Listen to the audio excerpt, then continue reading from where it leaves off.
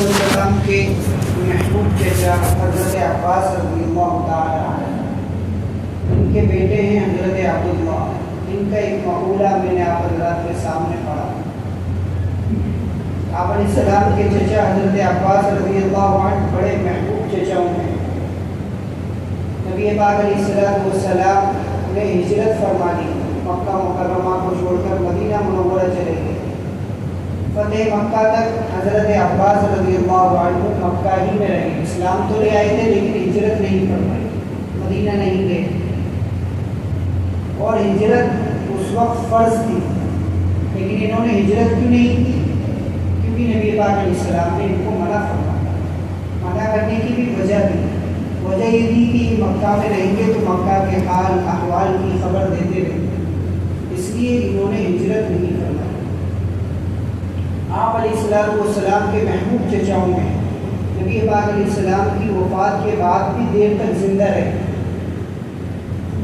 ان کے صاحبزادے حضرت عبداللہ، حضرت عباس رضی اللہ عنہ یہ وہی چچا ہیں جن سے مدینے والوں نے مشورہ کیا تھا نبی پاک علیہ السلام کے متعلق، اور حضرت عباس رضی اللہ عنہ نے مدینے والوں کو یہ رائے دی تھی کہ تم میرے بھتیجے کو یعنی حضرت محمد صلی اللہ علیہ وسلم کو مدینہ لے جانا چاہتے ہو تو یاد رکھو تم سارے مکہ والوں سے دشمنی موڑ دے رہے ہو، اگر تمہارے اندر ہمت ہے ان سے مقابلہ کرنے کی تو لے جاؤ، ورنہ ان کو میرے پاس ہی نہیں۔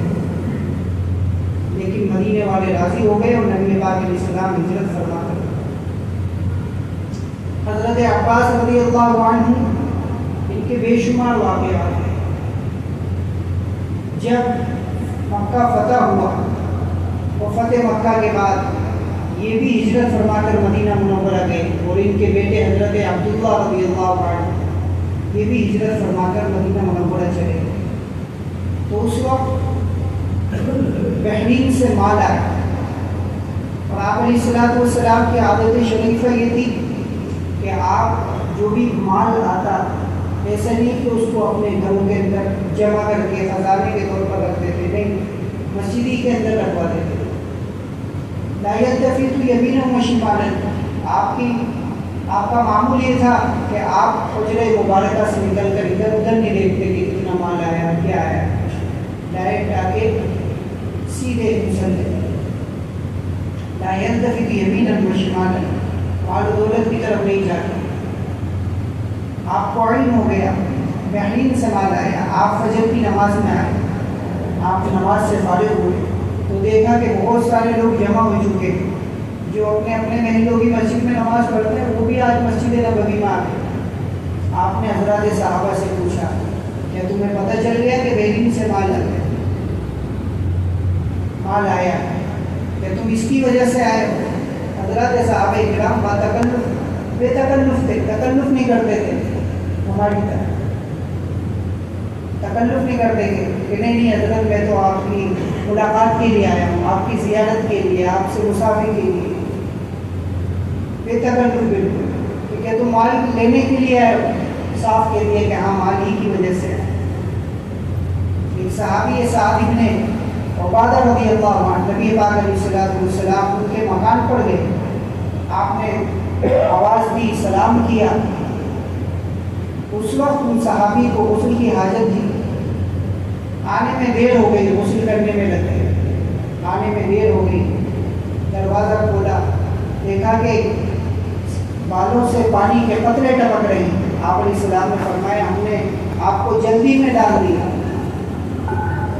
تو یوں نہیں کہا کہ نہیں ایسی کوئی بات نہیں، تکلف نہیں، بلکہ فرمایا ہاں آپ نے جلدی، ابھی غسل کا ارادہ نہیں تھا، آپ نے جلدی میں ڈال دیا۔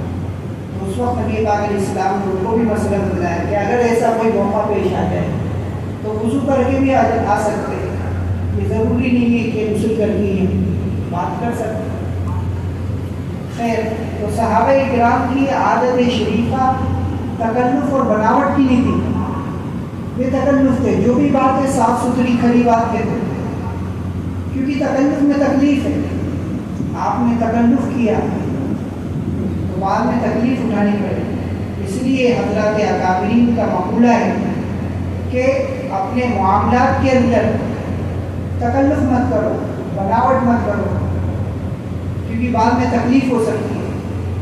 جو بھی معاملہ کرنا ہے، چاہے اپنا حقیقی اور قریبی رشتہ داری کیوں نہ ہو، بھائی ہی کیوں نہ ہو، صاف ستھری بات کرو کہ یہ مجھے آپ مجھ سے قرض لے رہے، آپ تحریر لکھ کر دو، کب دو گے، کیا وقت ہے۔ تکلف کرو گے تو آگے ٹال مٹول ہوتی ہے، کیونکہ تکلف میں تکلیف ہے۔ اس لیے جو بھی بات ہو معاملات میں خاص طور سے بناوٹ نہیں، تکلف نہیں، بلکہ صاف ستھری بات، کڑوی بات کہہ دو۔ کڑوی بات کا مطلب یہ کہ صاف ستھری بات کہہ دو۔ ابھی آپ نے صاف ستھری بات کر لی، آپ کو آخر میں دقت نہیں آئے گی بات میں، اور ابھی آپ نے تکلف کیا، ہاں ہاں کوئی بات نہیں، آپ تو ماشاء اللہ ہیں، آپ کو بعد میں تکلیف ہو سکتی، ٹال مٹول ہوگی، آپ کو پریشانی ہوگی۔ تو حضرات صحابہ کرام کی عادت شریفہ، بے تکلف کوئی بھی بات ہوتی اس کو صاف کہہ دیتے کہ ہاں یا رسول اللہ آپ نے جلدی کر دی، ہم اسی وجہ سے آئے، مال لینے کے لیے آئے، بہرین سے مال آیا۔ آپ علیہ السلام نے حضرات صحابہ کرام کے مابین تقسیم کر دیا۔ حضرت عباس رضی اللہ عنہ بھی آئے، یا رسول اللہ مجھے بھی چاہیے، اور بدر کے موقع پر آپ نے مجھ سے ڈبل لیا تھا، جب میں قید ہو کر کے آیا تھا تو آپ نے مجھ سے ڈبل لیا تھا، میرا بھی لیا تھا اور میرے بھتیجے عقیل کا بھی لیا تھا، اس لیے اب مجھے دگنا چاہیے، کیونکہ اس وقت میں نے منع کر دیا میرے پاس کچھ بھی نہیں ہے، حالانکہ یہ گولڈ اور سونا چھپا کر کے لائے تھے کچھ بدر کے موقع پر۔ آپ علیہ السلام نے پوچھا اس گولڈ کا کیا ہوا جو چچی نے چھپا کر کے رکھے ہیں، تمہیں کس نے بتلایا؟ کہ مجھے میرے اللہ نے بتلایا۔ فدیے میں ان کو چھڑانے کے لیے حضرت عباس رضی اللہ عنہ نے پیش کیا، تو اس موقع پر کہا کہ آپ نے اس وقت بدر میں مجھ سے ڈبل لیا تو مجھے بھی ڈبل چاہیے۔ آپ نے کہا لے چادر پھیلا دی اور اس میں خوب مال بھر لیا، کپڑے وغیرہ اور دیگر چیزیں، اب بھر تو لیا، اب اٹھائے تو اٹھے، اتنا بھر نہیں۔ کہنے لگے یا رسول اللہ کہ کسی کو کہہ دیجیے وہ اٹھا دے، فرمایا نہیں، جس کی ضرورت ہے وہی اٹھائے۔ تھوڑا کم کر دیا، پھر اٹھایا، پھر نہیں اٹھایا، پھر تھوڑا کم کر دیا، پھر اٹھایا، پھر نہیں اٹھایا، پھر تھوڑا کم کر دیا، اب جا کر کے اٹھا، لیکن ایسا نہیں کہ سر کو اٹھا دے، بس پیچھے کمر پر لٹکا دے اتنا، اور لے کر جانے لگے۔ آپ علیہ السلام دیکھ رہے ہیں، اور کس طریقے سے دیکھ رہے ہیں، دور تک جب تک غائب نہیں ہو گیا آپ کی نظروں سے، اوجھل نہیں ہو گیا۔ اور آپ فرما رہے ہیں انسان کتنا حریص ہے، انسان کتنا لالچی ہے، کتنا حریص ہے۔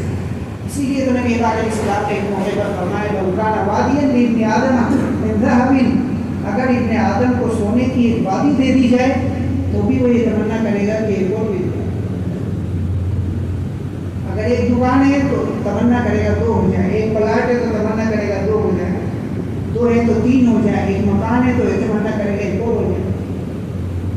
یہ انسان کی سرشت میں اور انسان کی طبیعت میں یہ چیز ہے، لالچ۔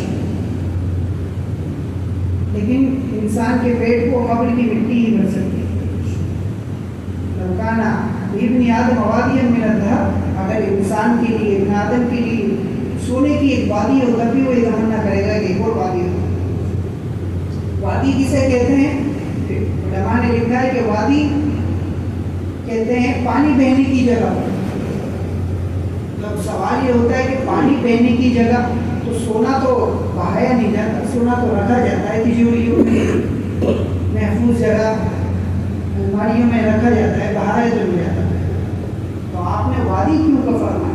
اس کی بھی حضرت حکیم الامت مولانا اشرف علی تھانوی علیہ رحمہ نے بہترین جواب دیا کہ وادی اس لیے فرمایا کہ اگر انسان کے پاس اتنا ہو، اتنا مال ہو کہ وہ پانی بہنے کی طرح، پانی کے بہنے کی طرح اتنا خزانہ ہے، اتنا بیلنس ہو کہ پانی کے بہنے کی طرح بہہ جائے، تو بھی وہ یہ تمنا کرے گا، یعنی اس کے پاس آمد کی کئی ذرائع ہوں، ادھر سے بھی آ رہا ہے، رینٹ سے بھی آ رہا ہے، بیٹا بھی بیچ رہا ہے، بیٹی بھی بیچ رہی ہے، اور دکان سے بھی آ رہا ہے، کئی جگہوں سے آ رہا ہے، پھر بھی وہ یہ تمنا کرے گا کہ اور ہونا چاہیے. لوکان نے اس لیے آپ نے وادی کا لفظ بتایا. تو خیر انسان حریص ہے, انسان لالچی ہے. حضرت عبداللہ ابن عباس رضی اللہ عنہ جو میں نے مقولہ ان کا پیش کیا تھا وہ سنانا چاہتا ہوں. حضرت عبداللہ بن عباس رضی اللہ عنہ پہ ایک مقولہ ہے. ایک شخص آئے ان کے پاس اور آ کر کے کہنے لگے حضرت عبداللہ بن عباس جو حضرت آپ علیہ السلام کے چچا بھائی ہیں, حضرت عبداللہ, ان کے بڑے اچھے مقولات ہیں جن میں نصیحتیں لوگوں کے لیے. تو انہوں نے کسی آدمی نے پوچھا کہ آپ کے نزدیک ایک آدمی وہ ہے جس کے عمل تھوڑے ہیں, وہ گناہ بھی تھوڑے ہیں, وہ زیادہ بہتر ہے یا وہ آدمی بہتر ہے جس کے گناہ بھی بہت ہیں اور عمل بھی بہت ہے, یعنی نیک کام بھی بہت ہے اس کے اور گناہ بھی بہت سارے کر رکھے اس نے. اور ایک آدمی وہ ہے جس کے گناہ بھی کم ہے اور عمل بھی کم ہے. تو ان میں کون آپ کے نزدیک اچھا ہے؟ فرمائیں جو گناہوں سے بچتا ہو وہ اچھا ہے. چاہے کسی آدمی کے پاس نیک عمل کا بڑا ذخیرہ نہیں ہوا, وہ بھی انچارج اور جتنی بھی نوافلیں اور صدقہ خیرات نوافل جتنے ہیں وہ نہیں کرتا اور ان گناہوں سے بچتا ہو, یہ آدمی اچھی. اس لیے انسان کے بارے میں اللہ تعالیٰ نے حکم دیا قدر و ظاہر کیسے اور باطن لوگوں کو ظاہری گناہوں کو بھی چھوڑو اور باطنی گناہوں کو بھی چھوڑو. اس لیے تمام انسان کو اور امت مسلمہ کو خاص طور سے تمام گناہوں سے بچ کر کے اس زندگی کو گزارنا ہے تاکہ اللہ رب العزت کے مقرب اور قریبی بنے اور عند اللہ معجور. اللہ تعالیٰ کے اس کی بات